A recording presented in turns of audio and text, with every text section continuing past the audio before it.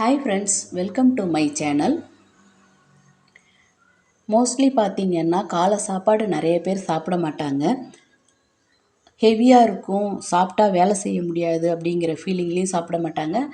வேலை அதிகமாக இருக்கிறதுனால அதுக்கு சாப்பிட்றதுக்கு உண்டான டைமும் இருக்காது. அந்தமாரி டைமில் இந்த மாதிரி ஹெல்த்தியாக ஒரு ட்ரிங்க்ஸ் நீங்கள் எடுத்துக்கிட்டிங்கன்னா ரொம்ப ஹெவியாகவும் தெரியாது. கரெக்டாக உங்களுக்கு மதிய சாப்பாட்டுக்கு 12 மணிக்கெல்லாம் டான்னு பசி எடுக்க ஆரம்பிச்சிடும். ரொம்ப ஹெல்த்தியானது, ரொம்ப ஈஸியாக வீட்டில் இருக்கிற பொருளை வச்சு செய்யக்கூடியது. இதை குழந்தைங்களுக்கும் நீங்கள் கொடுக்கலாம், பெரியவங்களுக்கும் கொடுக்கலாம். ரொம்ப ஈஸியாக செய்யக்கூடியது. காலை உணவுக்கு ஒரு பெஸ்ட்டான ஒரு ட்ரிங்க்ஸ் இதுன்னு சொல்லலாம். டயட்டில் இருக்கிறவங்க இதை கண்டிப்பாக ட்ரை பண்ணி பாருங்கள். நம்ம சேனல் இப்போ தான் ஃபஸ்ட் டைம் பார்க்குறீங்கன்னா மறக்காமல் சப்ஸ்கிரைப் பண்ணிவிடுங்க. கூடவே வர பெல் ஐக்கானையும் ப்ரெஸ் பண்ணிவிடுங்க. இப்போ இதை எப்படி பண்ணலான்னு பார்க்கலாம் வாங்க. அடுப்பில் ஒரு கடாய் வச்சு ஒரு 1½ ஸ்பூன் அளவுக்கு நல்ல நெய் சேர்த்துக்குங்க. நெய் சேர்த்துட்டு அதில் ஒரு 2 டேபிள் ஸ்பூன் அளவு கோதுமை மாவு எடுத்திருக்கேன். அடுப்பை சிம்மில் வச்சுட்டு கோதுமை மாவு நல்லா வாசனை வர வரைக்கும் இதை கைவிடாமல் வறுத்து விட்டுடுங்க. அடுப்பை சிம்மிலேயே இருக்கட்டும். நீங்கள் ஹை ஃப்ளேமில் வச்சிங்கன்னா மாவு கரிஞ்சிடும். அதனால் அடுப்பை சிம்மிலே இருந்துகிட்டே இதை நல்ல வாசனை ஃப்ளேவர் வரும் கமகமன்னு.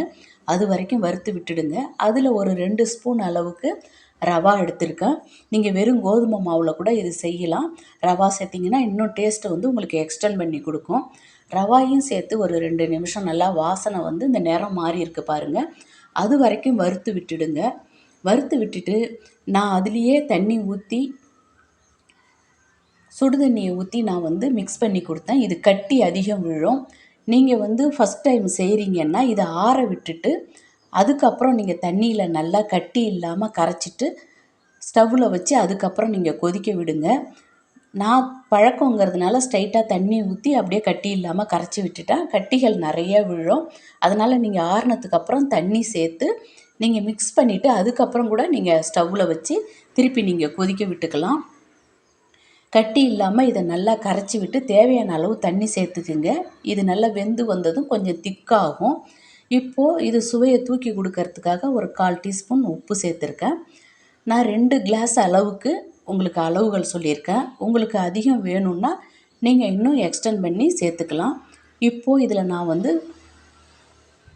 ஒரு 1/2 கப் அளவுக்கு வெல்லம் சேர்த்துருக்கேன். இதுக்கு வெல்லம் ஒரு பிஞ்சு தூக்கலாக இருந்தால் டேஸ்ட்டு ரொம்ப நல்லாயிருக்கும். நான் கல் மண்ணெலாம் இல்லாத வெல்லங்கிறதுனால ஸ்ட்ரைட்டாக சேர்த்துருக்கேன். நீங்கள் அந்த மாதிரிலாம் இருந்ததுன்னா கொதிக்க வச்சு வடிகட்டி வெல்லத்தை சேர்த்துக்குங்க. இதுக்கு வெல்லம் தான் சேர்க்கணும், ரொம்ப நல்லாயிருக்கும்.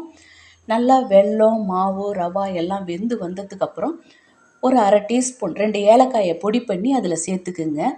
சேர்த்துட்டு நல்லா மிக்ஸ் பண்ணி கொடுத்துட்டு நல்லா இளம் தேங்காயாக பூவை திருவி அது ஒரு 2-3 ஸ்பூன் உங்களுக்கு எவ்வளோ தேவையோ பால் உள்ள தேங்காயாக துருவி, இதெல்லாம் நீங்கள் சின்ன சின்ன டிப்ஸு. இந்த பால் உள்ள தேங்காய் சேர்க்கும்போது உங்களுக்கு ரொம்ப டேஸ்ட்டை எக்ஸ்டெண்ட் பண்ணி கொடுக்கும். ஒரு பிஞ்சு உப்பு சேர்க்கறதுனாலையும் டேஸ்ட்டை எக்ஸ்டெண்ட் பண்ணி கொடுக்கும். இது பார்த்திங்கன்னா அவ்வளோ டேஸ்ட்டாக இருக்கும். நல்லா நம்ம சேர்த்துருக்கிற நெய், தேங்காய், ஏலக்காய், இதில் மெயினாக நீங்கள் மாவை நல்லா பச்சை வாசனை போக நல்லா வறுத்துடணும். அதில் தான் இருக்குது. நீங்கள் வறுக்கிறதுல தான் இது டேஸ்ட்டு ரொம்ப நல்லாயிருக்கும். பச்சையோடு நீங்கள் மாவை கரைச்சிட்டிங்கன்னா அந்த டிஷ்ஷையே உங்களுக்கு கெடுத்து விட்டுடும். அதனால் நல்லா ஃப்ளேவராக மணம் வர அளவுக்கு நீங்கள் கோதுமை மாவை நல்லா வறுத்துட்டு உங்களுக்கு எந்த அளவுக்கு கஞ்சி பதம் வேணுமோ நீங்கள் அந்த அளவுக்கு நீங்கள் எடுத்துக்கலாம். குழந்தைங்களுக்கு கொஞ்சம் திக்காக கரைச்சி கூட நீங்கள் தேங்காயை அவாய்ட் பண்ணிவிட்டு கூட நீங்கள் காலை உணவாக ஊட்டலாம்.